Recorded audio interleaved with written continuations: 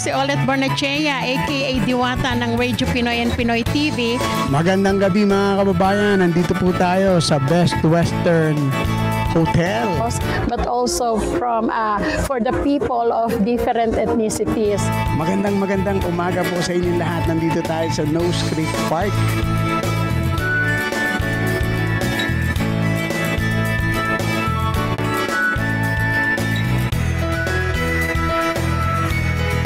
But I've visited BC.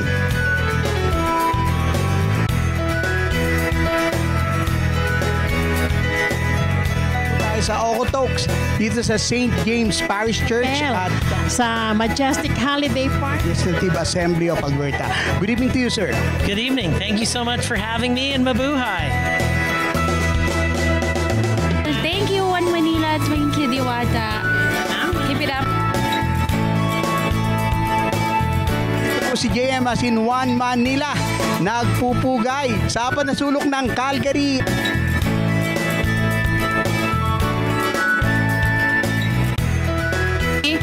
Natural. Si Kumare at i-cover natin ang nasabing event. So, natural. Sa Pinoy TV. With Miss Universe Canada 2013, Risa Santos, dahil sa Pinoy TV, natural.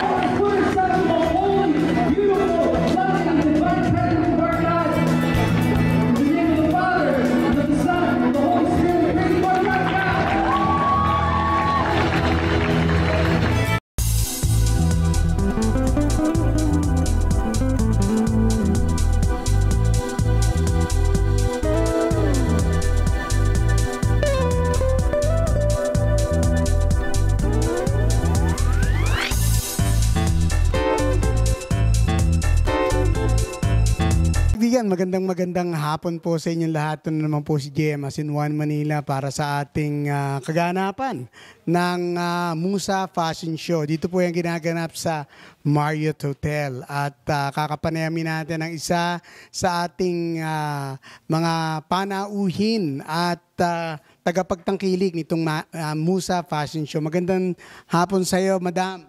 Magandang hapon din, Kuya Ret, Pinoy TV. Maraming salamat po for this opportunity na ma-interview niyo po.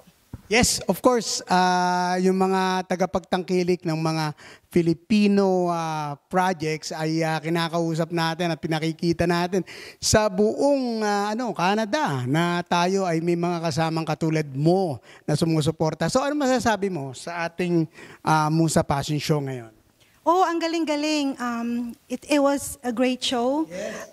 Napakagaling at nakakataba ng puso na we are able to showcase those beautiful dresses, costumes na gawa ng Musa, and at the same time nakakatulong tayo. Ayan. So itong suot-suot mo ngayon, Madam, napakaganda. So ito ba ay gawa ng Musa? Opo, gawa po to ng Musa galing sa mga yung livelihood, natutulungan natin yung livelihood ng mga preso doon sa Davao del Norte. So gawa po to ng Musa and I'm so proud na suot-suot ko siya ngayon. So nakuhanan po natin si Maria Lisa habang rumarampa dito sa Marriott Hotel ng Musa Fashion Show. So ano masasabi mo sa mga organizers at saka mga attendees na nandito ngayon? Oh, congratulations. Talagang ang galing-galing. Jasmine's Productions, Kuya, one of our missions talaga is really to support the Filipino community, especially those organization na yung advocacy nila ay makatulong sa kapwa.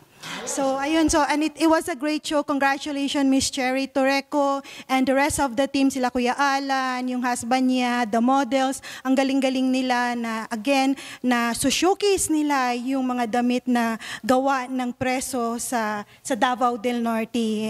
Na nakakarampa tayo and at the same time, nakakatulong po tayo. So, bago natin tapusin ang ating pakikipanayam kay Maria Lisa, meron ka bang babatiin o meron ka ba ipopromote? Hello po sa lahat ng nanonood. Gusto ko Si Glance pa, ayaw mo bang pati? Ay, nice. Glance pa. And sa lahat ng mga nanonood sa Pinoy TV, maraming salamat po. Hello po.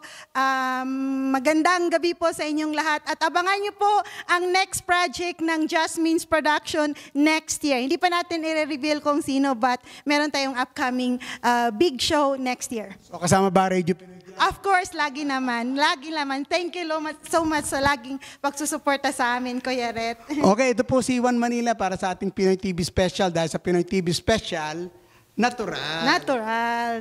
Okay. Mga kababayan, magandang gabi sa inyong lahat. Ito naman po si JM as in Juan Manila na nagpupugay sa apat na sulok ng Calgary at maswerte po tayo ngayon. Meron tayong kakausaping napakagaling na entertainer at na-entertain po tayo kanina lang. Napanood natin at na-cover natin at pakikita natin yan siyempre sa ating Pinoy TV. So, magpakilala ka sa lahat ng mga nanonood ngayon. Thank you, Kuya. I'm Ella. I'm a music director. Ella Gopez. But actually, originally, my grandparents came here. La Cuata. Yes. So I'm Ella Gopez. I'm a music director and a vocal coach. And I'm here to perform tonight, and which I already did. I'm not too sure if I am again, but we'll see. Thank you so much, and I'm glad you like it. Yes, of course. And I'm kind of nervous. This is like I'm put on the spot. Yeah. And yeah, I would like to invite you guys to contact me or contact Kuya if you need voice lessons or anything like that. You want to join musical theater? Contact me or go through him. Yeah. So he'll contact me for you. Yeah. So, ano ang itinuturo mo ngayon? Saan ka pwede matagpuan? Anong phone number mo na? Pwede nila kasi ang galing mo talaga. Napakagaling ng kanta niya. So, may sample ka ba? Yung isang linya lang. Lean on me. Lean on me when you're not strong. Okay, kita niyo mga kaibigan. Narinig natin yan kanina, Bumbo. So, invite mo sila sa iyong Working for a music school soon in September. It's called Studio 9 School of Music. It's located in Lake Bonavista. There you go. Somewhere around there. And I might be also like accepting another job, another music school in Okotoks called, I'm not going to say it because I haven't signed a contract. There you go. But Studio 9, that's where you can find me in Lake Bonavista. Yan. Okay. Maraming salamat sa iyo, Ella, and nice to see you again. Dahil sa Pinoy TV Special, say natural. Natural!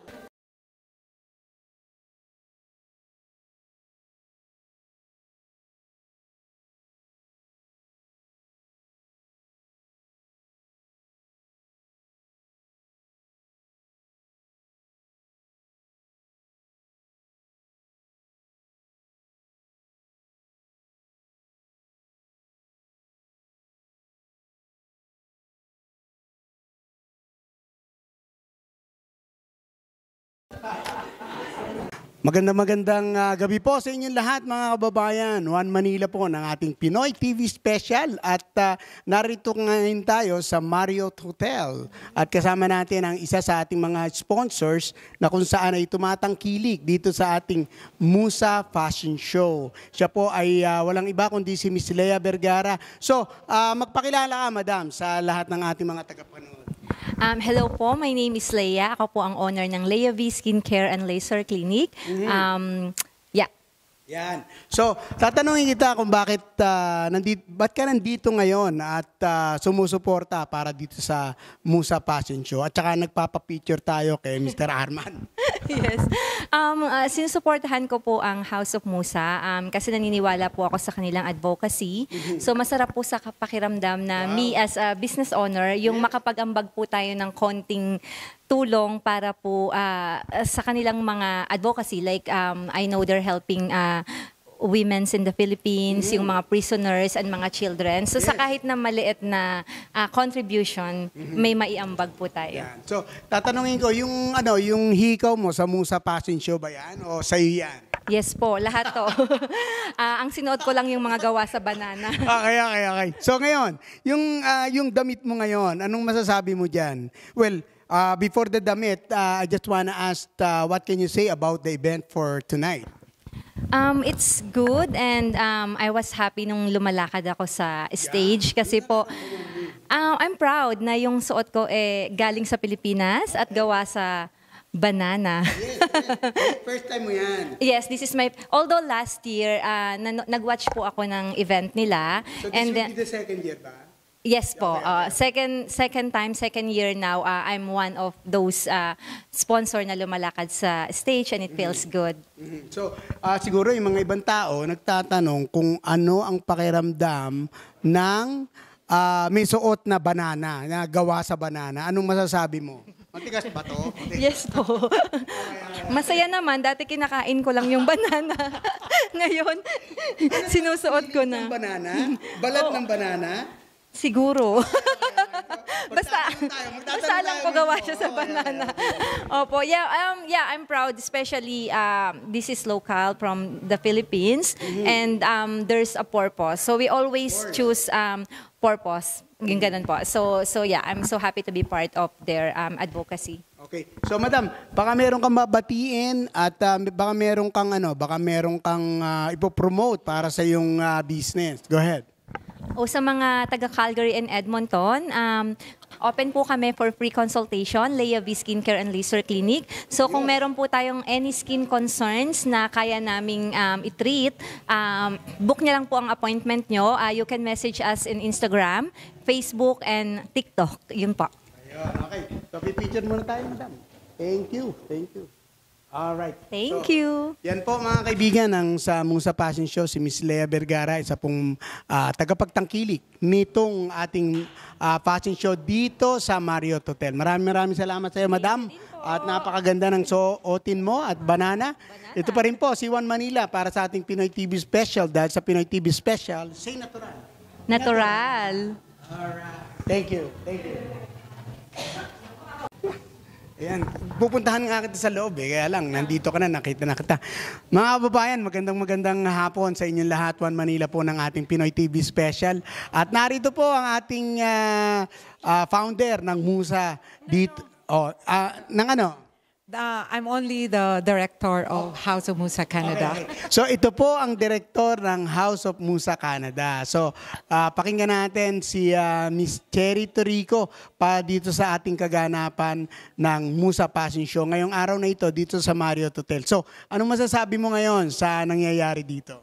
I'm so happy and overwhelming sa lahat ng pumunta dito, especially sa mga models. Number one, we don't have a show without the models, of course. And also our sponsors na nagsusuporta ng House of Musa Advocacy.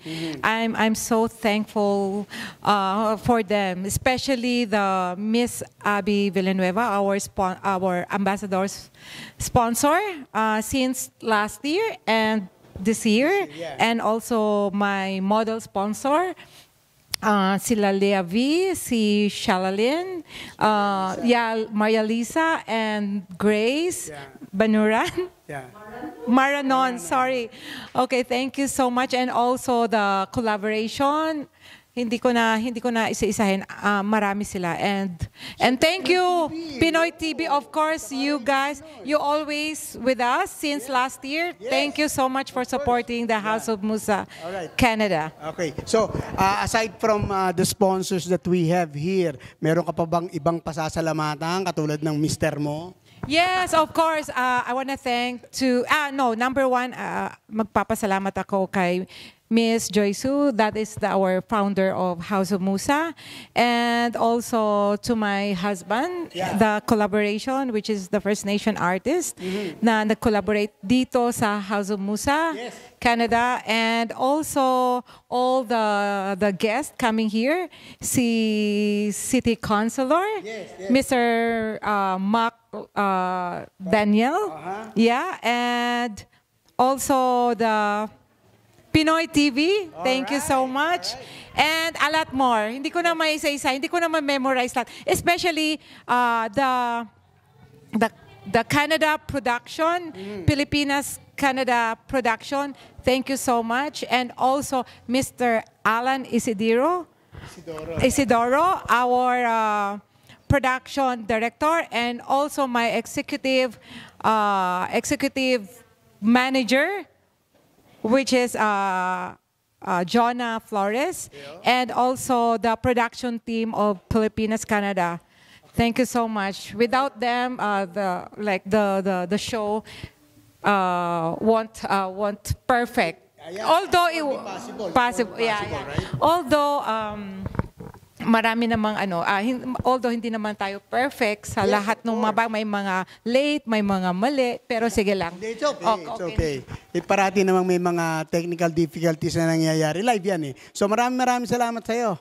At magkita-kita tayo muli sa susunod na taon dito po sa ating Musa Fashion Show. Ito po si One Manila at kasama natin si Cherry dito sa ating Pinoy TV Special. Dahil sa Pinoy TV Special, say natural. Natural. Thank you.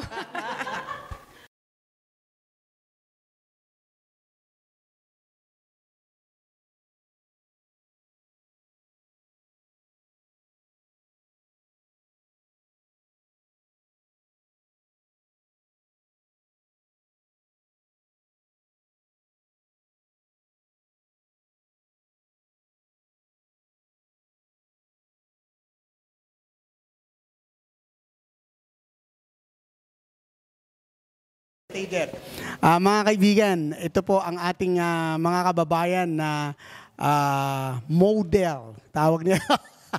Model dito sa Musa Fashion Show. Kasama din natin, alam ko, sila po yung mga candidates ng ating Queen Mother, di ba? Queen Mother. Ngayon, kung makikita niyo po sila, hindi po sila mga dalaga, mga mother na po sila. So, pakikilala muna natin itong napakagandang ang ganda ng sombrero, no? Magpakilala po kayo, madam. Ako po si Frozandy. Pwede niyo po akong tawaging Frozen. Frozen, okay. Yes. Okay. So, ikaw naman. Ako po si Michelle po. Tawagin niyo po ako ng Mitch. Si Michelle, suki po natin yan. At saka itong napakagandang dilag dito. So, bakit nakaganyan ka? Di ba kanina ang suot mo, yung banana, di ba? Opo, banana fabric. So ngayon ito, pangalawa na to. Yes po, pangalawang collection. Yes. So, ano masasabi mo dito ngayon sa ating fashion show? Sa fashion show po ngayon ay sobrang saya kasi hindi lang siya isang collection. Meron iba't ibang, pinakita yung iba't ibang collection sa iba't ibang bansa. Kaya ang saya, tapos maraming bago, so maraming bagong nakilala. Parang ang sarap din po sa pakiramdam na nakikitang nag-e-expand talaga yung House of Musa. Hindi lamang sa Canada, hindi lamang sa Pilipinas, kundi sa buong mundo. Yeah. No, ikaw naman, ano naman masasabi mo, madam? Masasabi ko lang is, salamat po, Musa. Ang masasabi ko lang is, masaya po dito. At saka madaming bago, sabi niya, bago. By the way, alumni po kami last year. So, ngayon talaga nakikita namin na madaming mga magagandang collection today. Makikita niyo yung mga kanya-kanyang design sa mga iba-ibang bansa din. At the same time, especially, nagpapasalamat ako sa taga Davao, mga Bisaya. Mga Bisaya, taga Mindanao, oo. Taga Davao ka ba? Taga Cagayan de Oro. Magkapit-bahay lang din. Magkapit-bahay lang din. So, ngayon nakikita ko na madaming tawag nito ang saya-saya. At tapos, nahalubilo mo pa yung mga kakilala na mga friendship mo ngayon in the future. At the same time, masaya ako kasi nakakatulong tayo sa mga tao na nangangailangan back home. So, for me, it's actually good to help other people, especially small things. Sa iba, it's giving like big things for others. So, nakaka-inspired. Yun. So, nakita ko si Lizelle dito, pero parang meron akong hindi nakikita. Si Lizelle, ewan ko, hindi ko alam ang pangalan nun. Pero, baka gusto mong batiin. Ay, batiin. Okay. O, nandito naman si Madam. Madam, ikaw naman, anong masasabi mo sa... Teka muna, ano masasabi mo sa mga kasuotan mo nakita at sa pagrampa mo ngayong araw na ito? Sa mga kasuotan kong... Matangos pala ilong nito. No? Siyempre, tunay po yan, hindi po gawa. Salamat sa aking ina. Masasabi ko po sa mga kasuotan ngayon, sobrang ganda, sobrang nakaka-inspired yung isuot yung mga kasuotan namin. And na-inspire nga din po ko na maging dressmaker in the future kasi mahilig din akong talagang sa mga fashion, tapos mahilig din ako magpinta. So parang sabi ko parang gusto ko siyang gawin in the future. And of course, not just as a business but as also like advocacy like what they're doing right now. And masasabi ko rin naman po sa aking pagrampa today, sobrang parang Excited ka ba? Excited, of course. Kasi I didn't know na makakapunta ako actually sa fashion show ngayon kasi nga po I'm flying. I mean like flight attendant. So mahirap yung schedule. Nag-work lang po talaga siya kasi sobrang nag-pray ako na sana mag-work kasi nag-commit na ako na maka-attend dito sa charity event na ito. So nag-work naman siya. I'm so happy and I'm so proud of everybody. They did so great. And of course, I'm so proud sa mga designers natin and especially kay Miss Joy Sue and kay Miss Sherry po. Yeah. Alright, ito pa rin po si One Manila para sa ating Pinoy TV Special. Kasama natin ang magagandang dilag dito sa ating Musa Fashion Show. Dito po sa Pinoy TV Special, natural. Natural. What is your name? Oh, nice earring. Yeah, beautiful earrings. Okay. Sorry, ready? What do you want me to ask you? Mga kababayan, magandang gabi sa inyong lahat. Nasa pa rin tayo sa Marriott Hotel dito po sa Musa Fashion Show at kasama natin ng isang model. What's your name? Maritoni. Can you say louder? Maritoni, but my nickname is Summer. Summer. So Summer, how are you doing? I'm doing good. Have you heard about Summer from the Olympic? Her name is Summer. No. Oh, the swimmer with the gold medalist. Her name is Summer also. Really? Okay, all right. Anyway, so what can you say about this event and why did you join Musa as one of the models? So I came here. I'm actually from Vancouver, so I drove here. Yeah. So I joined Musa because I wanted to try something new and different because I do skating. So I joined, and I've joined for a couple months. I've done it, and yeah. And then, so who inspired you to join this Musa Fashion Show? Well, who asked you to do it? My mom. Oh, your mom. What's the name of your mom? Madel. Madel, come here, Madel. Ayan, si Madel, mga tiga Vancouver pala to. Sinwerte tayo at meron tayong makakausap na hindi from Calgary. So Madel, paano kayo nakarating dito at sino nakausap mo rito sa Musa Fashion Show? It started when we had the Pinoy Festival in Vancouver, and Musa is one of the guest performer there, and we were asked if one of my daughter will want to join. Yeah, and then two of my kids actually tried and joined, and we were educated about the advocacy of the Musa, which is to help yung mga sa Davao, nakakulong sa Davao, and to help them earn a living. And the advocacy and for the good cause is really, really good. So we are proud to be part of it. Right.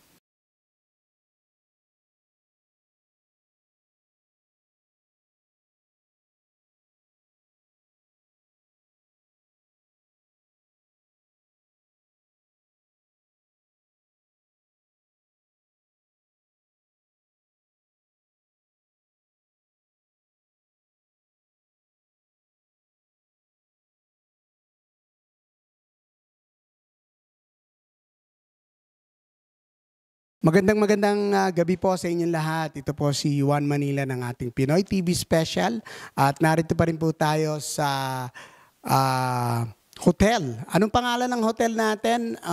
Marriott Hotel. At dito po ginaganap ang ikalawang Musa Fashion Show. At kasama po natin ang isa sa ating mga tagapagtangkilik, ang ating major sponsors. Magpakilala po kayo, madam.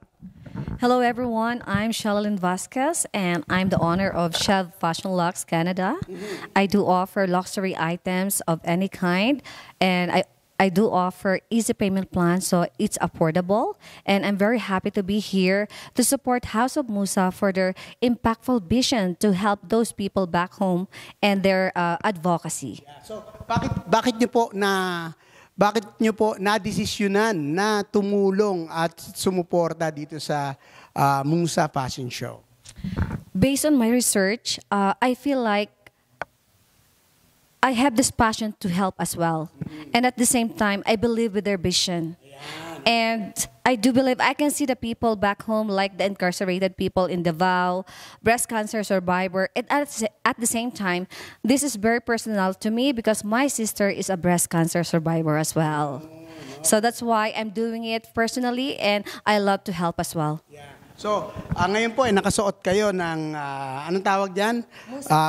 Musa fabric. So, ano po nararamdaman nyo? Hindi ba kayo nangangate pagkasuot-suot nyo yan? Actually, it's beautiful and maganda yung pakakagawa niya. Medyo mataas lang yung slit ng nagawa sa akin, so I have to improvise. Kasi, kaya I have to improvise to do it in the runway, but the show must go on. I should say, it's a beautiful fabric, napaka-komportable and solid siya. Ayun, alright. So mga kaibigan, isa po siya sa ating tagapagtangkilik, major sponsor. So kung gusto po nila kayong makita or mahanap or hinahanap po kayo at gusto nila ng mga fashion garments or fashion bags, luxuries, saan po kayo pwede matagpuan? Please reach out to my Facebook page, Chev Fashion Lux, or phone number 403-650-1604. And yeah, send me a message there and let's start the business. Okay. Of course, I would like to thank my sponsors because without you guys, I'm not here. Because they've been supporting my business since 2016. Wow. And because of that, I am capable to help and sponsor as well. Yes. So please support Chev Fashion Lux all the way so we can help others as well. It's like moving forward.